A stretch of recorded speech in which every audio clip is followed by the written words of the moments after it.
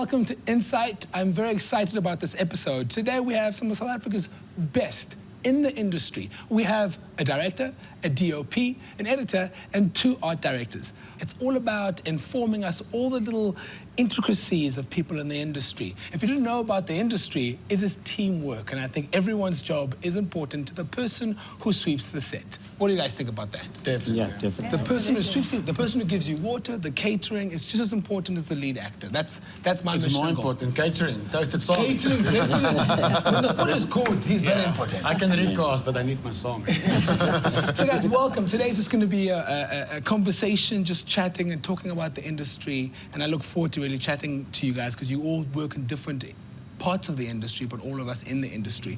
We have Waldemar Coetsee, art director for Getroud with Rugby. Yes. Hello, welcome. Hello. Thanks so much. How are you feeling? Good. I woke up in English half of the class this morning, so... Oh, it's fine. I wake up half Xhosa, half English. So sometimes you hear me go... and just out of the blue. Hello, and we have Megan Havenga, art director. That's right. How are you doing today? Doing very well, thanks. It's lovely to be here. It's great to be part of this. It's us crew. Wow. Rose amongst the thorns. Look at this. Look at this. We need more women. Yes, we need more women. And then we have Kabi Modiko, who is post-production editing team for DiepCity. Hi, man. I'm good, and yourself? So in front of the camera, in front of the computer, the whole time. The whole time. That's passion. That's passion. Somebody's got to do it. Someone's got to do it. And a man who I've worked with many years ago. One of my first projects is a young one. And it's Nciweni. How are you today? I'm very good, how are you? Very well, thank you. And you are director or photographer for Imbewu. Yes, I'm the guy behind the pictures and other things on the show down in Durban. Yeah, I mean, the show, we kind of like, when the show was created, we also were given like the new slot, which is 9:30. So they made sure when they put the team together, it were people that will understand each other and be able to create the magic that they ETV was expecting, so that we can actually own the 9:30 slot, which we are actually owning at the moment. Awesome. I'm looking forward to chatting to you about it. Yeah. And then we have Andries van der Merwe, who is the director of The Queen. Correct, yes. How are you doing? I'm doing awesome, man. I don't have to worry about the plane flying overnight. Just worry about me and my makeup. I'm such a jolt. Great time, man. I love all the shows that you guys are involved with. I have some friends from Getroud with Rugby, some great people, some Binnelanders, Imbewu, I got some friends from there, from Queen, and DiepCity. It's got some incredible cast, very, very talented cast, but I don't think people behind the camera get enough credit, and that's why we're here today to speak to you guys about why you guys do what you do. So, art directing. Now, people who are watching will know what an editor does, director does. What does an art director do? Complain. No, we don't complain. No pressure. We create, we bring the words to life and bring our own stamp of visual look to those words and whatever the director's vision was. So we translate words from the director, from the writers into a visual medium. Okay. That would mean basically we sweep, we paint, we drive. You do it all. So for me, my understanding of it, Megan, you in art directing as well for Binnelanders, is that the script is written, you get the script, and then you read the script, and then you mark over there where your job is needed. For example, if they say they need a particular thing to look a particular way, then that's art direction, right? How things look. Correct, yeah. Okay, what's your process? Well, our process at Binnelanders, it starts with the script writers. So it's really bringing the script writer's vision true. Okay. Because they will contact me and they say, this is what we have in mind. We want a cave. We want it to look like this. And if you can just whip that up in the studio. So it's about actually exactly what they're putting down on paper, turning that into reality in a studio. So it's everything that goes with it in terms of the set, and then everything that goes with the actor. So all the props, everything props as well. So I would make sure that whatever prop is used is correct to that character, to that set, to that environment. So you guys are like all-rounders. Everything that you see besides the actor is And also, I mean, doing research on the prop that the actor would be using, we also need to cover that. And then we would come with suggestions of maybe instead of, like, it's written as it's a glass, but we would come with suggestions saying, okay, it's not just a glass, it's actually a insane person, and he's not allowed to have glass close to him, so let's just do a tin glass. Okay. A tin cup. Okay. And then I'm going to get to you guys right now. And then what about budget? Like, for example, if it's a low budget film or TV series or whatever, does it restrict you a lot, or do you guys have to become a bit MacGyvers? Yeah, we have to be very inventive all the time, I think. With our budgets. Yeah, budget will always be an issue. Yeah. I don't think Yeah, whatever you do, it's always going to be a thing. So we didn't name it as it's a budget issue. We just reinvent it. We just know it's part of our job. Yeah. Yeah. Okay. That's where the driving comes in. To try and find something Something that that- you can't afford.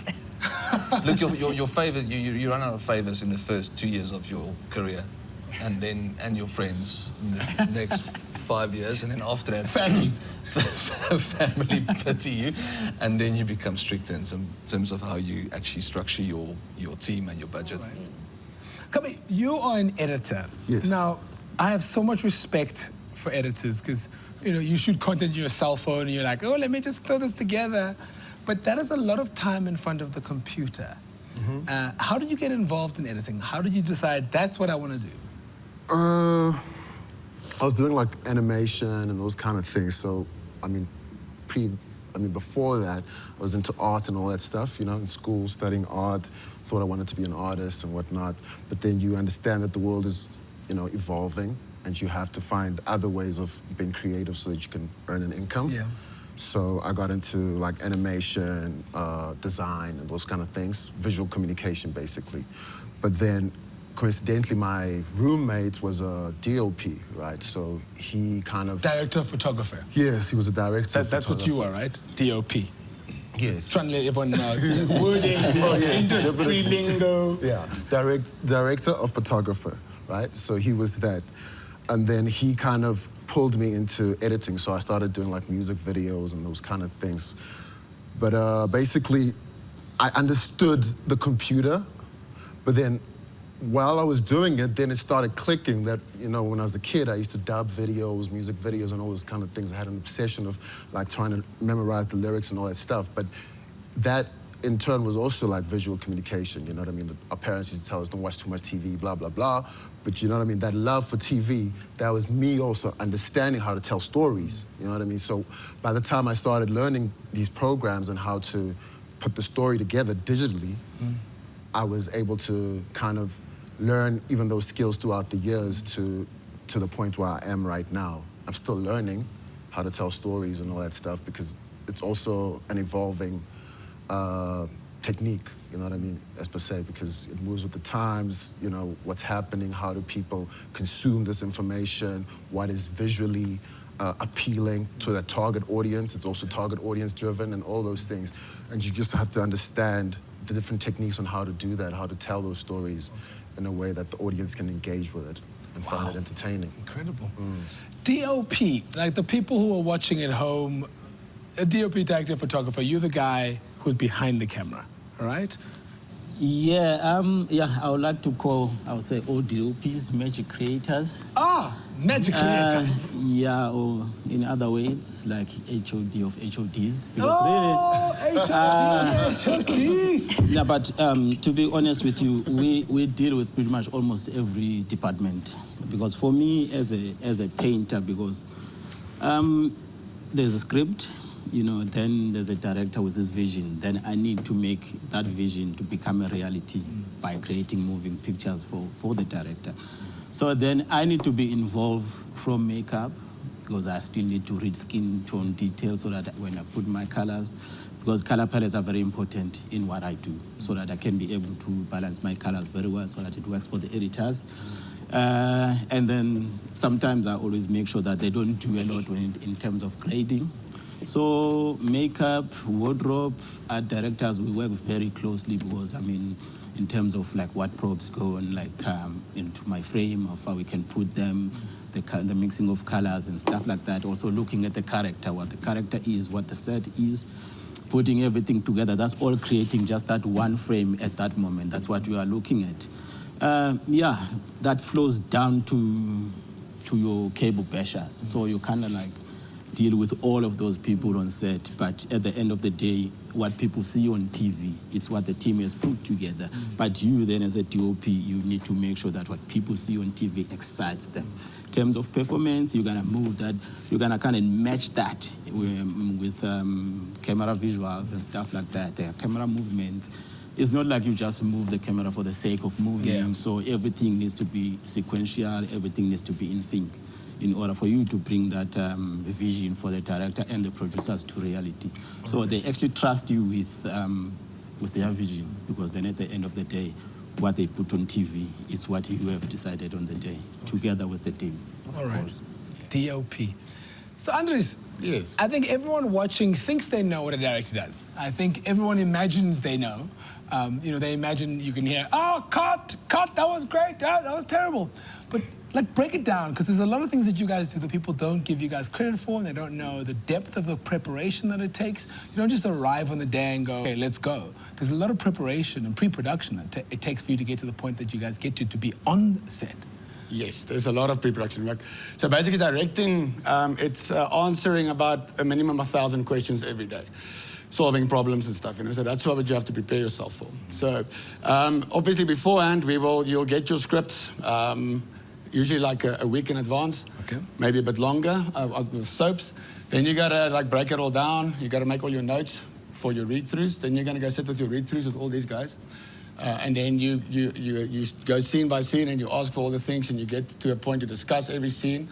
Then after that, you'll go into the preparation of every scene. So you've got to like know what set I want to use, where the sun is going to be, all of that. So basically directing, it's like you're like a delegator in a way. So if you take a car, we're pretty much like the steering wheel. We don't really do a lot of work. But if it fails, it's the steering wheel that goes first, So these guys are the ones, So we need to know, you need to have a bit of passion for each department, and then you've got to like trust them, have a good communication with them.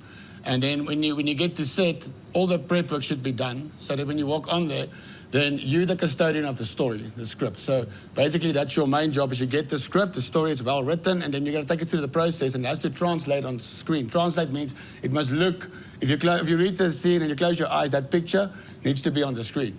But we can't do it alone, obviously. It's all the crew and the cast, So that's the main job, So but the thing is, when you start shooting, then it's problem solving. So you try and plan 140%, but then guaranteed things change. So you think on your feet, and then you trust your seniors, your HODs and stuff, and then you go with it. If it's raining, you've got to change it. If this is happening, you've got to change it. With soapy, with your drama series, there's a bit more leeway in time. But with a soapy, because every night there's a show on air, we have to shoot the show every day. So if you don't, then you're going to get into trouble. Understand?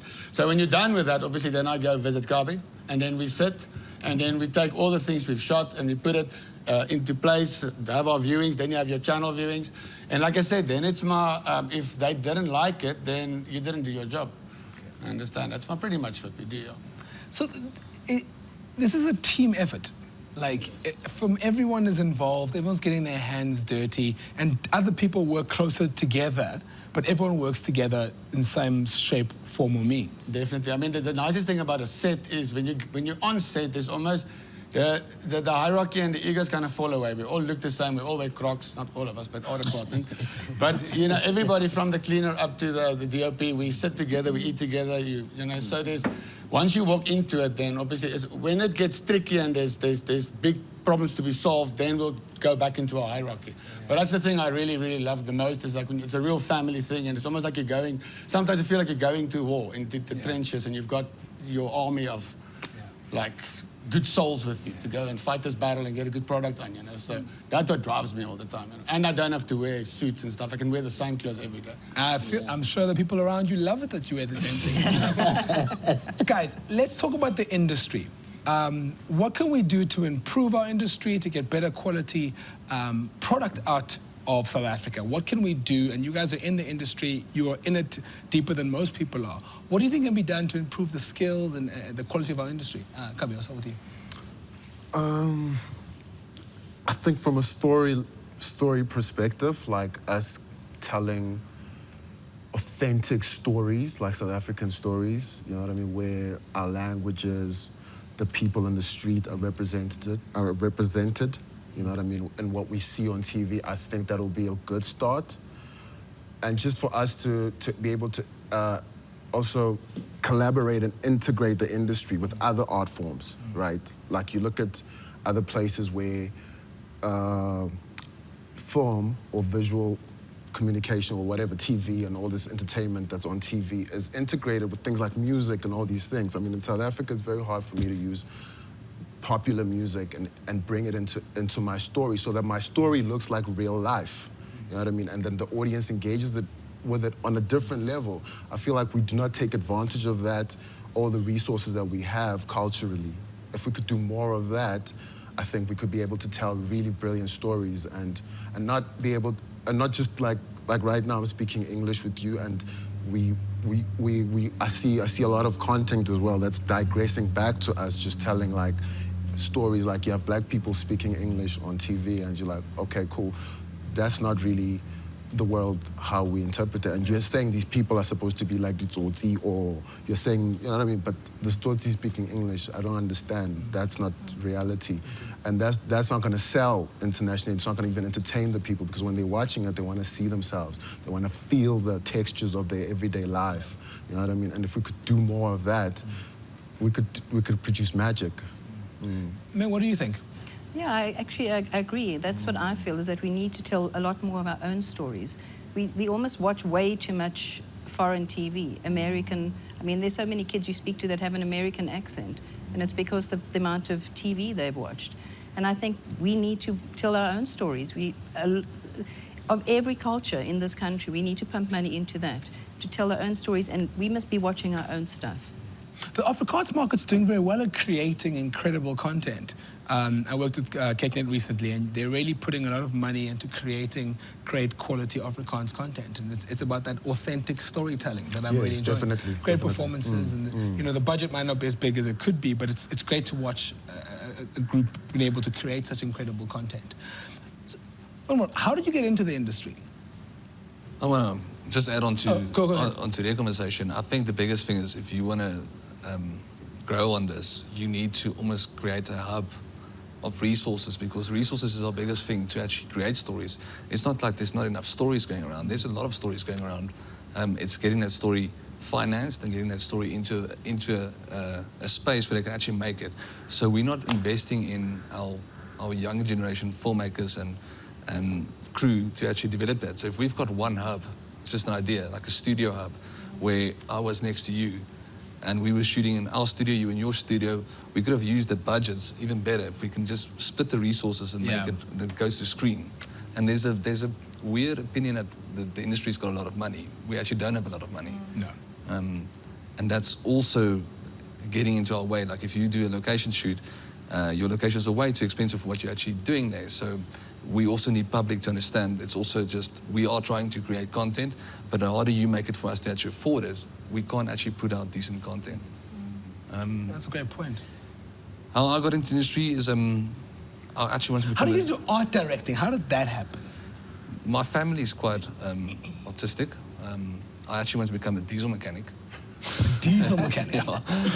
And I went to a film open day and I was like, oh, okay, so this is design. I'm like, oh, but this is what I do every day of my life. And I'm still doing exactly what I've done when I was 8 years old. I drive around with, back then it was a draad car. I load things on my draad car. I paint things. I've got discussions. I choose colors. You look at, so that's how I got into it. I went to an open day. Oh, okay. And the rest was history. And what did your parents say? Because from diesel to art. I think they were just thankful that I got something to do. Yeah, yes. That's the truth. Yeah, but it's problem solving. It's like he said.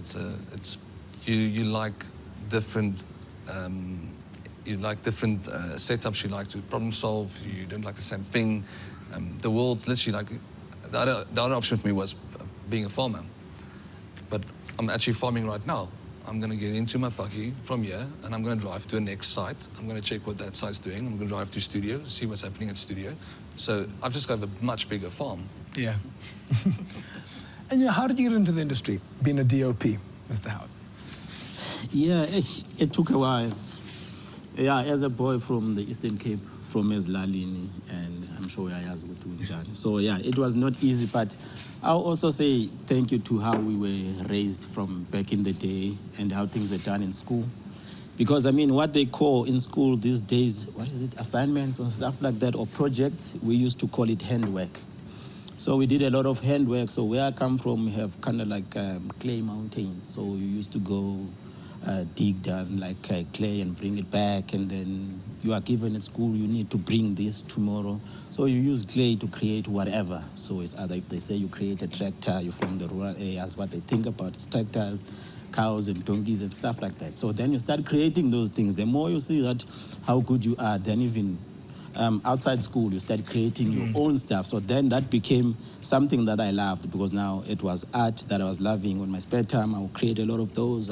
Looking at my house at home, I've got quite a lot. I would actually enjoy this, but I was a rural boy, so I didn't have much opportunities, because when you go into town, they don't even know what you're talking about, you know. You don't see anything that has to do with art. It's all about hard working and stuff like that. Yeah, but luckily, after my matric, I went to Cape Town to stay with my uncle so that I can do varsity. While I was in varsity... What did you study? I was sent to start to being a doctor. I was sent. I like that.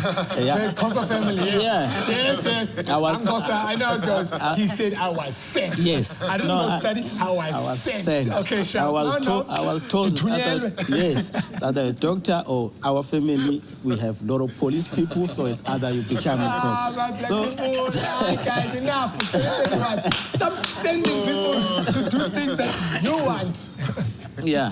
So yes, and then I met friends, but luckily it's Cape Town, so I had more white friends than black friends, you know. So we started talking.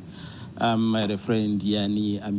So his father had something also at MCC and stuff like that. So for me, I started talking to the guys that actually worked at MCC. MCC is a company that, used to called MCC. It has equipment, foam equipment. You know, and then I had guys that were working there, so I walked around, I looked at other things, and then I was like, that was my first year in Cape Town. Then I decided, okay, cool, where can I study? You know, I want to make TV and stuff like that.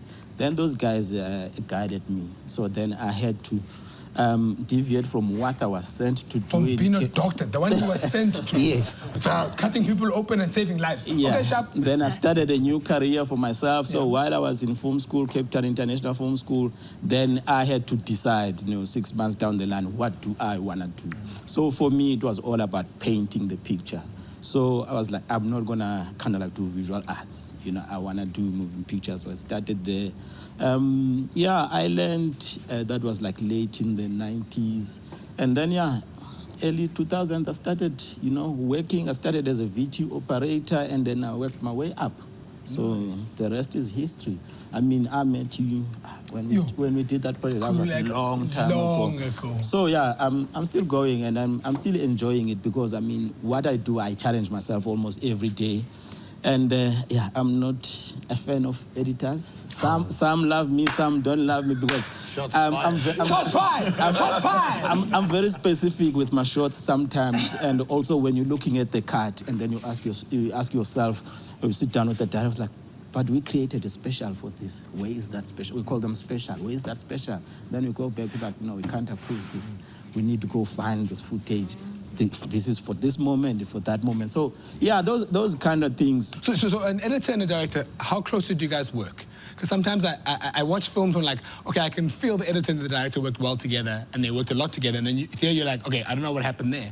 Well, there's continuity sheets, so that's also communication from set to the editors. So that's where you get your notes from the director to say, hey, use that special shot for this and that and that. So if an editor goes through that kind of communication, reading their continuity sheets, you'll be able to keep track with what he wants. It's the log sheets, right? But also, there's also viewings where the director comes and sits with the editor. I work I like working with directors. You know what I mean? I like to have my space, but I also like to have that time with the director because, I mean, this is a lot of resources that we used. So I don't want a situation where you look at it and it's too late to change it and we're looking at it and we're like, oh, you know what I mean? So let's use that opportunity to craft the story so that the story comes out as everybody envisioned it. Okay, so and you're a director. How do you feel, because you're there sitting in the chair, there's the DOP, there's the editor, and art director. That it's just a lot of things happening. I don't. You must be like 21. The grey's just from the industry, right? Yes. Yeah, I'm 22 actually. 22. Oh, Yes, sorry, yes. my bad. But like you must have your finger in every pie. Doesn't it get a bit daunting after a while? It does if you're not planning. If your planning is not correct, then it's very daunting. Yeah? To be very honest with you, like art directors, if you see them on set, then it is a bit more daunting because then there's a problem. Understand? So because they're usually busy with their bucky trying to fix stuff, you know. So and then with the DOPs, I mean, it's the same one. It's always there's like strong personalities, and you're dealing with all the creatives, also the editors. Like for me, instantly when I work with editors, like each editor in a show, even though the show has got a style, there's specific editors got a certain style as well. And with my boys at the Queen, I know how he likes to cut. I know how he likes to cut. So when I shoot for that editor, I'll check when I start shooting. I'll ask who's going to cut this. Then I'll know, okay, cool, this one, he loves his whites, this one likes more this, and then I'll speak to him, so I don't want to waste my time. And I want to play into his special talent to maximize. So you must maximize all the time. So when he gets footage and he opens it and he sees, wow, this is nice, then you've got him engaged. So by the time I phone him, but with editing, it's very much part of the system. I mean, like I'll spend days in there, you know, like just checking and stuff, especially with the big stuff. You know, and to make sure, like you got to build that trust because these guys are very busy on set. So while we're busy with him, he's busy shooting the next stuff. So I've got to get a trust with my DOP so that he knows for a fact when I go into the post with the editors that I've got his back. Same with them. I've got their back, you know. So I will stand up and I will be counted if there's a mistake, and they must know it. Then you get a good relationship, and then they'll trust the director to go in, and then it's very easy to work actually, because when they trust you, then they can be more creative, they can push boundaries. If there is a mistake, there's a lot of elements, so the balls do get dropped, but it's better to know about it, understand? So, but they won't open up if there's no trust, you know. So if I know he's special, then I know that special will be in, because broadcast comes, and then the next day I've got to face him. But so. I can still hear by the way you guys are all talking that you guys still care about the product you put forward. You guys create so much content. Don't you get complacent after a while? Doesn't it get easier to go, it's fine? We call it the 1% theory. So if you every day just give 1% less about your job, in 100th day it's going to be nothing. So yes, it's very difficult to sometimes on a Wednesday we had a fight with the wife or the child or something, and then now you got to go and you got to lift your spirits. You're shooting a wedding. So it's game face, you know. So in that respect, it is kind of nice because it almost feels like you're going to the World Cup sometimes, you know. Which is very cool. But you've got your brass, and when they see you walking a bit down, we'll make a couple of jokes and stuff. But yeah, that relifting. But it's easier when you have a nice team. It definitely is. No, guys, let's be truthfully honest. Every single one of our parents, I can't imagine any of our parents wanting us to go into the industry. I'm sure we got pushback. Mom wanted to be a lawyer, whatever. What can you guys say to parents about their children wanting to go into the industry? Is there any advice you can give parents? We're saving lives. Oh, yes. See, you want to save lives. Look at that. You ended up... You were saving now you are saving lives. I think we save lives. Yeah. Actually, I know we've often made the joke. It's like we're not saving lives, but we are actually saving lives. Yeah. If you don't watch content and you can't relate to that character on screen, we technically give you an answer to your scenario, what you're currently dealing with. Yeah, but we got sent back to work in level 4 in May because we're essential services. Yes. You understand? Yeah. And you, Megan? I would say this is a proper job because that's what my parents' fear was, you know, is this a proper job? And yes, it is. There's actually so many aspects to the film industry. And yes, the hours are long, but you actually almost develop another little family. You know, your studio crew is your family. You care about them, you're part of their lives. We work together, we're a team. We love each other. There are the times when we don't love each other that much. But I would encourage kids to go into the film industry. It's a wonderfully creative place to be. We do creative things literally every single day. every day we motivate ourselves because although it seems like the same, but it's a new thing every day. You know, it's a different set, it's a different prop, it's a different story, and what's exciting is the response you get from the viewer. I mean, some people live the soap. It's, you know, it's incredible how committed people are to these programs and how important they are. You call people your family that you work with. You've been working at Binnelanders since 2005. Well, I designed the original sets. Okay. I was at Generations. I was the art director on Generations then, and so I designed those sets. Then I I was overseeing it from afar. But then when we moved into our new studios from end of 2009, then I was full-time on Binnerlanders. So you must know everything about the people you're working with. It's definitely a family. It is. I hate to bring this up, but recently I had COVID and I was in hospital. And the messages that I was getting from everybody, it was amazing. You know, the guy that swings the boom cared about me. Yeah. You know, so it's that kind of level of care that you find. And it's important. You don't realize how important it actually is. I'm actually glad you brought up COVID because it's really affected our industry immensely. It's really exposed many people. People are struggling, but the industry has come together to fight. We really have, and I always feel like some incredible creativity is created under pressure, you know, that friction. And I've been seeing some amazing work being done. How has COVID affected you in general? Yeah, it has affected me a lot with the team as well, because now, after the hard lockdown, when we were then pushed to go back to studio. Pushed again? They pushed you again? know, yeah, I mean, it's level 4. Go. It's level 4. You're asking yourself, okay, what is this thing? How far are we? Is it safe to go out there? But we were like, we can't, because I know we were fine for hard lockdown. We still had content to show on television, but now they started saying to us the BAFA is getting, kind of like we have a week now, so we need to do something. So yes, we went back, but now when we went back, kind of like the schedule changed, because now we're gonna shoot more pages in a day, but still same time. That we Same pay as well. Yeah, nothing changes. Nothing changes. It's just the schedule that is now is added. You're shooting, instead of shooting, let's say 21, 22 pages, we went to 30, 32 pages a day. So kind of like now, they tell you, guys, please don't drop the ball, but please try and take us to a position where we can say, if we were to be locked down again, we must know we still have something to show on television. So now we were all under pressure. You need to keep the team together. You need to keep everyone calm. You have actors that shoot something like 10 to 11 scenes, and on the 6th scene, they said, no, I need 5 minutes. They go. So now we need to quickly see, okay, cool, can we quickly move to another set? Can we bring these actors? So the team needs to jump there and say, okay, guys, we move. We're going to grab our cameras, going to push the guys to go quickly pre-light while everyone else is moving. And there's a lot of pressure. I mean, since last year, when we went back, up until today, we're still chasing. I don't want to lie to you. Because when we went back to level 4, recently, things changed. Because also now a lot of people started, testing positive. So now it's either you get like 5 days where you kind of like not shooting, you're going to go through tests. They need to clean the studios again, and then we go back, and then we push. So it has affected the industry in a very big way, because now we are under immense pressure, but we need to keep the standard going. We need to keep the standard of the show. Creativity still needs to be there so that we are not flat, because now we're pushing. So yeah, that's where we are at the moment. Andries, COVID really affected your team deeply. I think it affected the entire country, or the African continent, really, really hard. You lost a very dear part of your production company to COVID.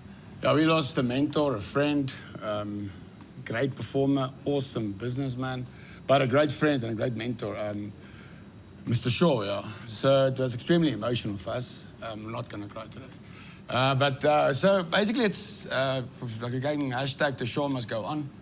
So the legacy must live.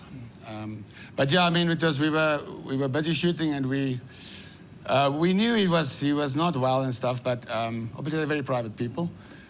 So when the news hit the Friday, when Connie came and shared with us, she came to the crew because we needed to know, because as you understand, like the news spreads quickly. So she came and she all called us together, and you could see everybody just like it can't. You know, he was such a giant. You know, such a like it's like a superhero. Doesn't happen to those people.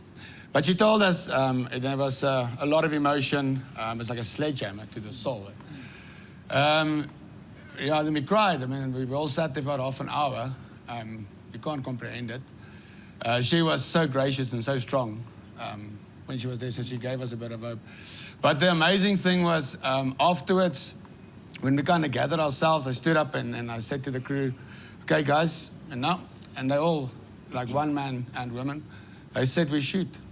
That's what he wanted. If he was here, he would have said, you must shoot. So yeah, since then we've been kind of going, but I mean, we're trying to fill the void left by him, and it's quite big Nike Airs he left there. Those shoes are big to fill. Yeah. So we're all kind of like pitching in where we can and stuff. So, but it's very, very important for us to make sure that, because he just wanted to, like you said, change the industry. He really wanted, not change, he wanted to make it better. Yeah. He was such a loving man. He cared a lot. People didn't understand him. So he brought so many guys through. I was, you know, when he got me from CakeNet, he asked me to come and he said to me, we're going to do these things. And I said to him, I'm sorry, what? Now we're going to do this and this and this. And then just because he said so and you get that pat on the back at the end, you can conquer anything. We shot Kings of Joburg. In Joburg, the pilot was, we funded it ourselves. We were shooting one scene there, one scene there, one scene there, doing something crazy and immaculate. And all you wanted is just at the end to see that smile and to hear that laugh, you know. So that's the thing that we have lost. I think the biggest thing we've lost is that pat on the shoulder. That we have to recreate our own arms, you know. But like I say to people, I mean, he's still my boss. It's just now he can see me all the time. Previously, I could hide away from him. Yeah. So now that I got to up my game, there's no more place to hide. So yeah, it definitely hit us. I mean, we also, on the car side, I mean, we've had some scares where we look, our industry's people, I don't know what other industry gets so many sticks shoved up their noses on a regular basis. And I hate those things, those rapid tests. I hit a rapid test just a few days ago. I think the guy hit a childhood memory. I forgot how to walk. He hit me here and I was like, how do I walk now? It's been but one thing I do want to say, ending off the COVID topic, is that I have a feeling that the content that's going to be created out of these last 18 months is going to blow minds. Yeah. And we still haven't seen all of it. It's still coming. Yeah. Because it's been shaped with such pain and such authenticity and hurt and vulnerability that we're going to see incredible content. Yeah. But when the going gets tough, the tough gets going, understand? And that's what makes me so proud to be an industry person. Because, I mean, we were up against the wall. Our work is location work. We got extras. We're supposed to be out there. And every company kind of responded differently, but we shared. It wasn't a thing of like, now we're going to stand and you're going to fall down and then I've got more airtime, I've got more viewers. It wasn't like that. I thought it was maybe going to go that route, but we all stood together, we found each other. What are you guys doing? What are you guys doing? How can I help you? And we've reinvented the wheel. I said to you earlier today, the industry had like such a way of going. Yes. But this hit and it was like, okay, what do we do now? How do we double unit this, do this? So basically we split the crews into two. Now we're shooting there and there at the same time. Actors are walking across. You know, you gotta, my cast, my crew, some of the actors are really getting stressed because they're actually becoming better actors. Because every time we go into level 4 or 5, we got no extras. And then it's my lighting guys, the sound guys, it's this. Yeah. And then, yeah, you know, so only time I see them without masks on. So it's kind of nice, actually, to be honest. So something that I've always thought about in the industry, everyone's always saying yes. But actually, one of the most powerful words to say is no. And you feel like you only learn how to say no the older you get and the longer you're in the industry. How's your saying no? Are you good at this no thing, or are you just a yes guy? Not really, right? Because I mean, me myself, I don't come from a background where I've got enough money or whatever. Yeah. So whenever I get jobs, I'm tempted to say yes because of that economical need of just wanting the money, and you know what I mean? So it's me having to learn that okay, cool, I could try. It's a very delicate balance, you know what I mean? It's a very delicate balance. And as well as if you have people that you've worked with who trust you and they're like, dude, I need you to cut this because I know it'll look nice if you do it. So now you're like, oh man, you know what I mean? I remember you helped me out back in the day. So it's always all of that, you know? So I haven't really mastered the craft of saying no. It gets easier. It gets easier. I guess. But like I say, the economical factor of it. You know what I mean? The economical factor of it, because I'm like, yo, I'm trying to make a living out here. I'm trying to get the best out of it. I love it. I've got a passion for it, and you know what I mean. Like, I'm also from a different generation who really just grinding hard. You know what I mean? Like, we're just going hard. But sometimes you don't sleep. You just go in. But sometimes if you say no, you can get a bigger project. Maybe not. Okay. Maybe not. Because the other thing, I mean, like, you know, because I don't know how, sometimes you don't get to see the books, you don't get to see the budgets. So when it comes to posts, people are always trying to undercut you. So what ends up happening is like, okay, cool, you're giving me a low rate, but now I'm thinking of how am I going to balance this out? How am I going to balance this out? So I got to do somebody else's job in the evening or do those kind of things to compensate for that. But if I had a proper rate, then maybe I wouldn't have to do that. You know what I mean? How are you at saying no? You've been in the industry quite a while. I'm better at saying no now because pre-soapy days, I worked on productions where you worked for the love of the industry, which was all very well until you sort of saw where the money was going, you know, and wasn't necessarily coming to the crew, the people that had worked for the love of the industry, which I was happy to do, but only if there really isn't any money, you know. But in terms of being in the art department, we don't say no. Everything is always yes. You know, we want a train coming through there. Okay, yeah, sure. Let's see how we can do that. You never really say no. And it needs to snow. And it needs to snow at the same time. It was snowing in Cape Town last week. I'm just saying. What's the craziest thing someone has ever asked you to get in art directing? Both of you. Pass. Pass. No, I'm saying pass. Next question. Sure. What is the craziest thing? I need a moment to think about it. Like, there's something outlandish. I wonder if it's not more a thing of what's the craziest words that came out of your mouth while trying to explain to someone what you are looking for. Yes. I'm looking for a shape that's not round or square, but needs to reflect, but also matte finish with maybe a tip of blue and red. Okay. So you can't help me, so please leave me know. Okay, cool. It's because for me, I'm just fascinated by the kind of work that you guys do, and I'm appreciating it more because I think I didn't know enough about it. I was once asked to bring a snake into the studio, which actually doesn't sound like a big thing, really. Except if you think of a darkened studio and a snake, which we did. We brought the snake in. Luckily, it didn't disappear. But I mean, that would have been, I think, quite frightening. Oh, wow. Having the snake that sort of, and it actually moved rather quickly. But yeah, there have been far more outlandish things, but after all these years, I can't think of them. So you're from the Eastern Cape, most of the Eastern Cape, and sent to be a doctor, and you ended up being involved in film. What advice can you give young boys and girls who are from areas and don't have opportunities like many other people do about how they can get into the industry? Sure. First of all, what I've also been doing of late, especially back home, I've started like a program of actually going back, even if it's a week or 2 weeks or something. I've been doing sort of small workshops every now and then so that I bring them into the industry because I know how it is there. You might have love for it, but you don't really know where to go or how to get about it. Then I engage a lot with them. We sit down, we talk, and then I say, okay, cool, out of you, maybe I'll take, if I had a class of 10, I'll maybe take 5 of that, get them internship.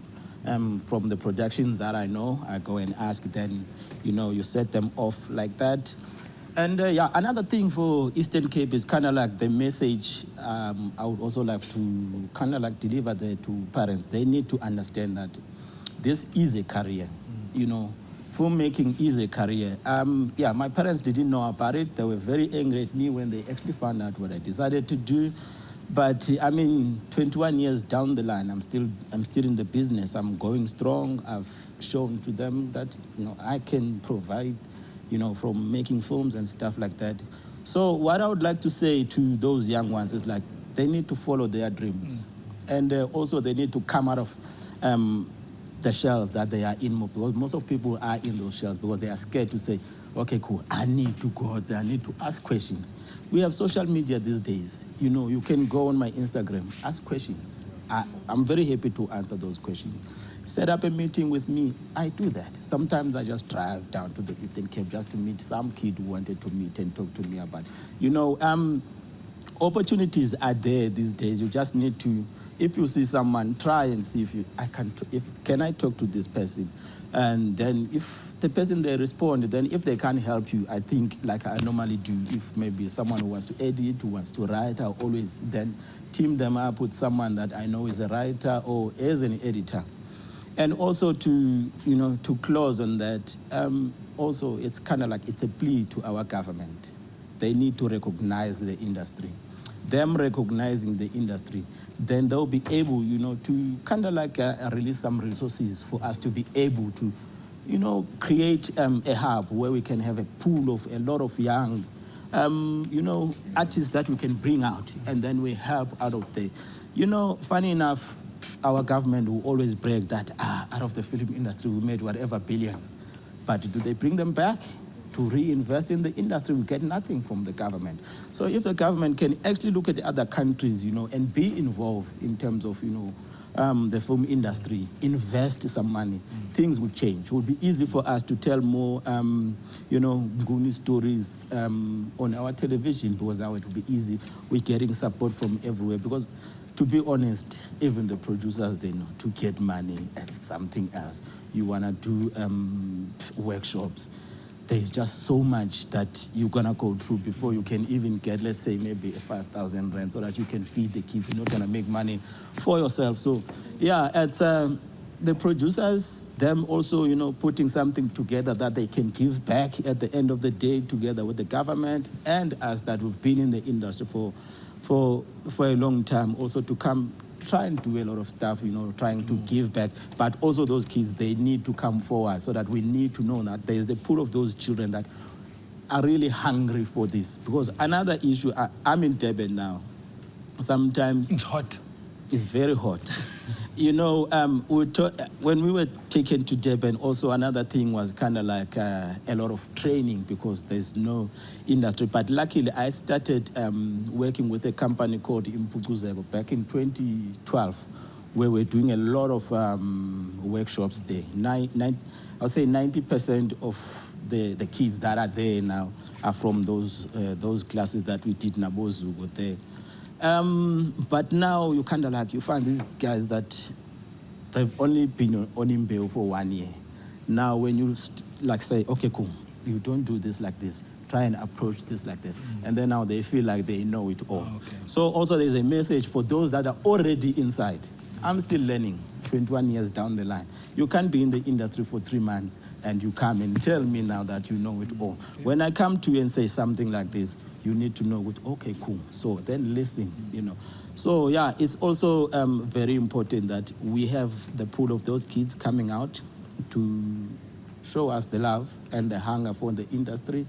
And I think with time, things will change and we'll be able to create that hub and bring them in and, teach them. But it is a career that I can assure. For sure.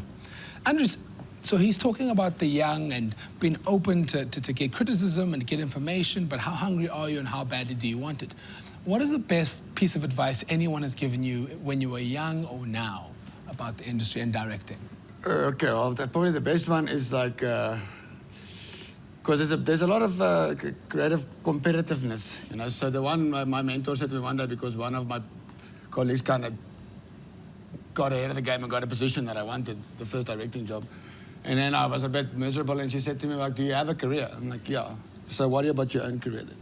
So that's a very good lesson that I learned from it, that you must, you'll get there. The thing with the industry is also when you walk in, you must understand it's not glamorous. We spend most of our times next to dustbins. That's where we eat and that's where we sit our VT because we're shooting on the pretty sides. So... that is so funny because it's true.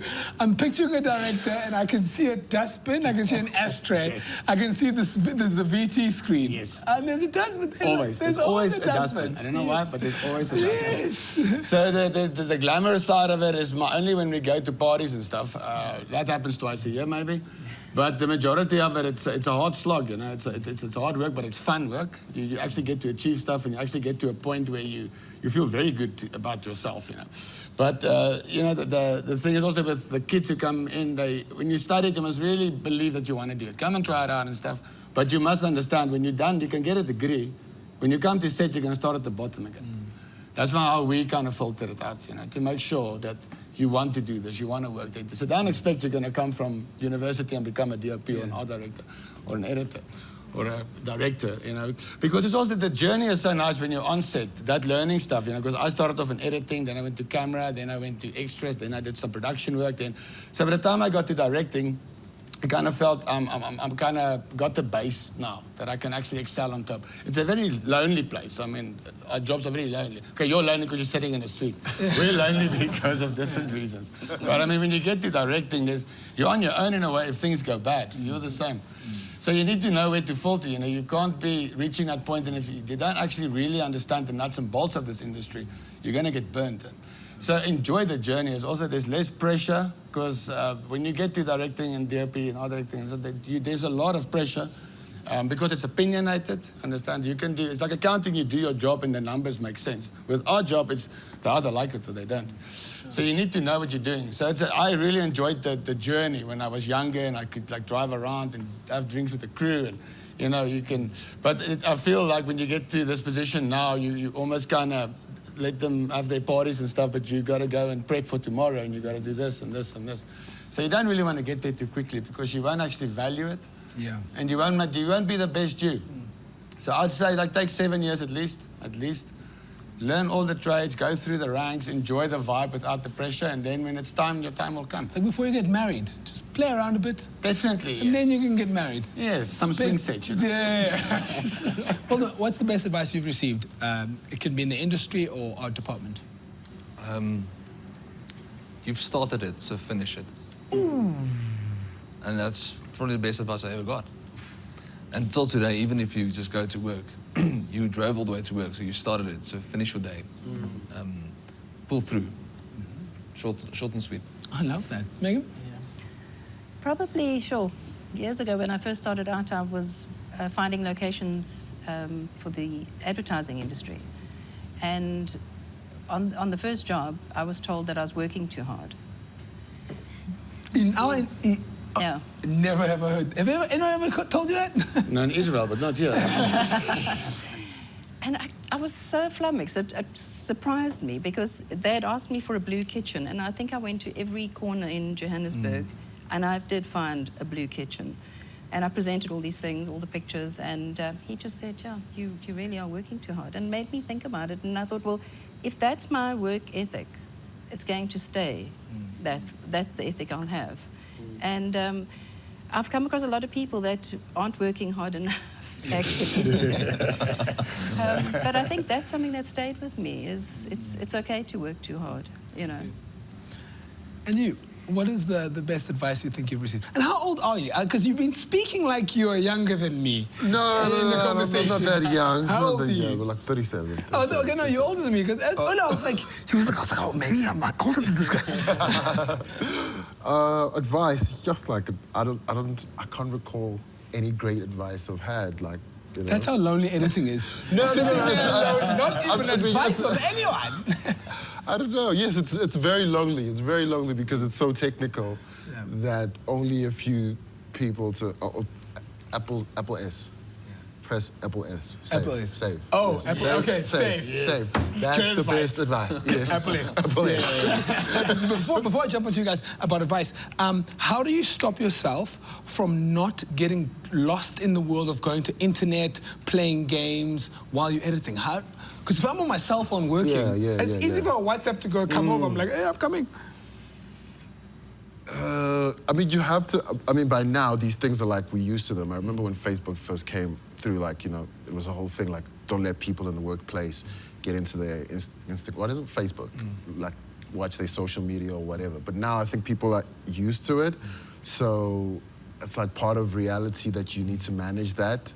But I mean, everybody needs to break away. You know what I mean? Sure. Sometimes you need to break away, and it also helps to see these kind of things because that's where the the trends are happening. That's where, you know, the inspiration is, if that's where you find your inspiration. So I wouldn't say stop it or all that stuff. I just say find a balance. You know what I mean? Find a balance. If you find inspiration there, make sure that, okay, cool, you go onto those sites and you watch whatever you have to watch, but make sure that it's balanced with the work so that you're not missing deadlines and things like that, you know?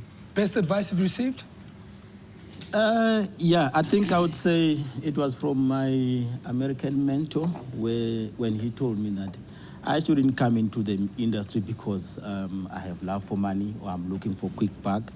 I must really come in, perfect my craft first, then money will come after. Yep. Because, and I've also realized that was best advice for me, because now once you start doing your work to the best of your ability, then slowly you stop looking for work and work look for you. Then when people start looking for you to come and shoot a certain project, then that's when you start putting a price tag on yourself. Then you kind of like, okay, cool, it's the end of the season, next season, then I'll add another percentage. Perfect. And it's very important because also, again, people think there's a lot of money in the industry. No, you need to be an artist. You need to perfect your craft. Let people trust you in your work. Then you'll be able to get what you think you can get out of the industry. You know, so then I know a lot of people, they make that mistake. Then you burn out very easily because now when you come inside, it's like, this is not what I was thinking yet. Your approach was wrong from the very beginning. So that was the best advice for me. I took it very well. That's what I did.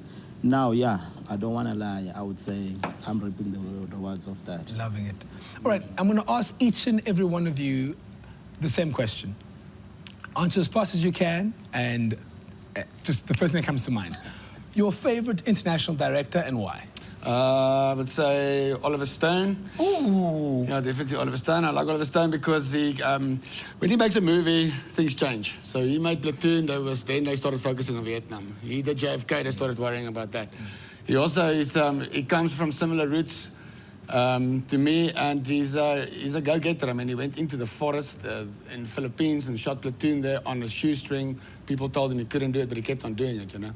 And also because I also like Tarantino, but that Natural Born Killers, when he got a bit of an insult coming from the other side, he changed the whole thing onto his head and made a completely different movie that nobody saw coming. So I love Oliver Stone. Okay. Favorite international art director? Why does it have to be international? I know, because now we're talking international for particularly. Okay. And then you can go local. No, I actually have got no one in mind. Oh, wow. No, that's bad, I know. No judgment. It's honest. Yeah, I've got no one in mind that jumps to it. Okay. Is there any scene in a film that you've gone, wow? Look, my best scene of all films is Fight Club, where the building starts falling. They're all hands and the building starts going down. That's my best scene of beautiful any film. Megan? I also don't have a favorite. Everything for me is about local. But yeah, I love that. I love that. But Babette's Feast will always be one of my best, most beautiful visual movies. But I don't know who art directed that. Sorry. Okay, fine. Your favorite DOP? Yeah, my favorite DOP would be Uli's Tiger.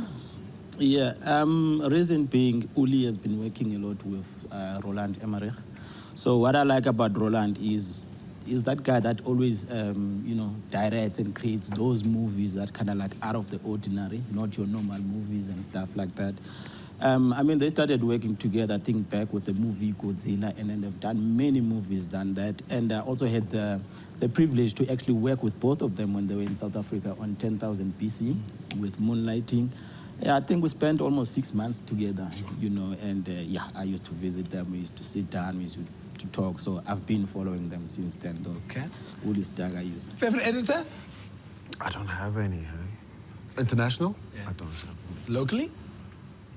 Myself. I think that is definitely a great place to end it, guys. Thank you so much for your passion. I've learned so much about the industry. Thank you so much, guys, for being here. You guys have all been amazing. Thank you for joining Insight, presented to you by the Royalty Soapy Awards at NVF. My name is Nciweni. What a pleasure and a privilege. We'll see you all. Watch films, watch soapies, support local. Bye. Yeah.